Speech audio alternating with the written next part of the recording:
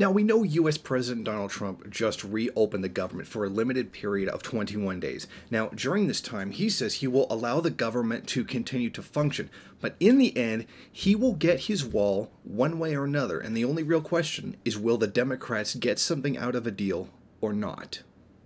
Trump signed a bill ending the government shutdown on Friday evening after announcing he would reopen the government for 21 days. Enough time, he said, for Congress to work on a more permanent solution to the border security issue.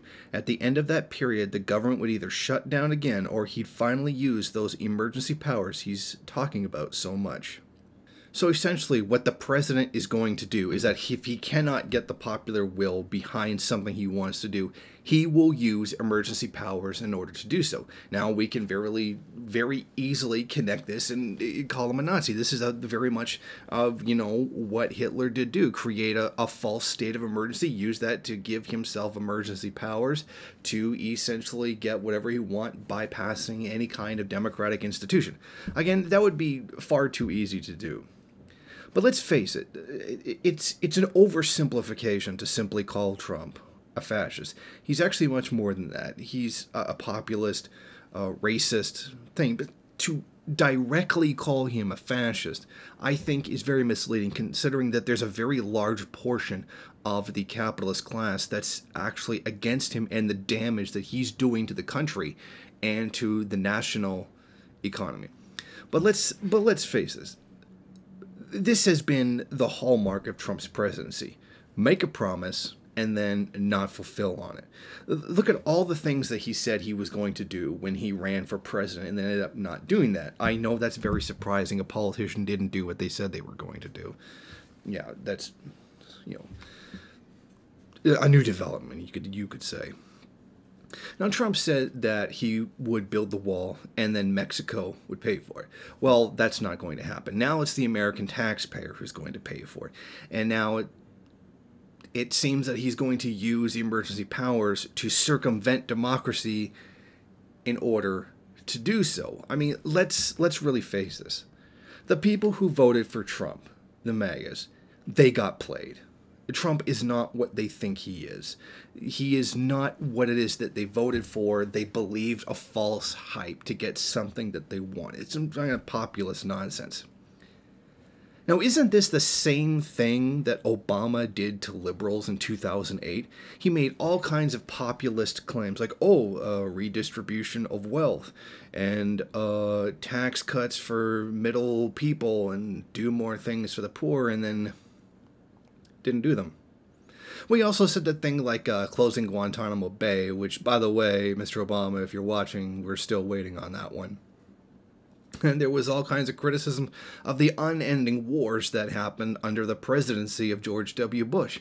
But did any of that come to an end? No, in fact, all those things actually got worse. And that's kind of the point here. I mean, this is the wake-up call that should be sent to working class people, both in the liberal and the conservative paradigm. These people don't work for you or your interests. And the only reason Donald Trump is even pushing this wall is because he has to keep his promise somewhere about something. And this seems to be the line that he's going to draw. And if he doesn't get it, he will resort to wholly undemocratic means in order to do so. This has been largely his presidency thus far. Now, I notice a lot of people are saying that it was worker strikes that eventually broke him and forced him to reopen the government for a limited period of time. I really don't think that's true, because he's threatening to shut it down again, and I think that's a valid threat because he has already done it once before. I think his failing popularity is what forced him to do it. Honestly, he really doesn't care. All these people could go on strike and he doesn't care. They could go without food and he still doesn't care. But he does care about his popularity. He does care about his approval rating because he's a narcissistic asshole. So I really think that has more to do with it. I don't really believe that the threat of strikes by workers in the United States really had any significant effect on it. I'm sure that was a great concern for many in the capitalist class, But was it of great concern to Trump? I really don't think so, because we've seen from his personality, those kinds of things don't matter. He doesn't have any problem with just burying working class people. So, once again, we do see the very nature of Donald Trump again in this situation. He has decided by hook or by crook, primarily crook, that he's going to go after his border wall no matter what. It seems to be that this is the legacy that he wants for his presidency. Like, this is the thing that he absolutely has to have that will be indelibly etched in the American consciousness for all time. That this is his thing. FDR is eternally known for the New Deal. And it seems like, Lincoln is for, the great emancipator, the ender of slavery. But for Trump, that's what this is going to be.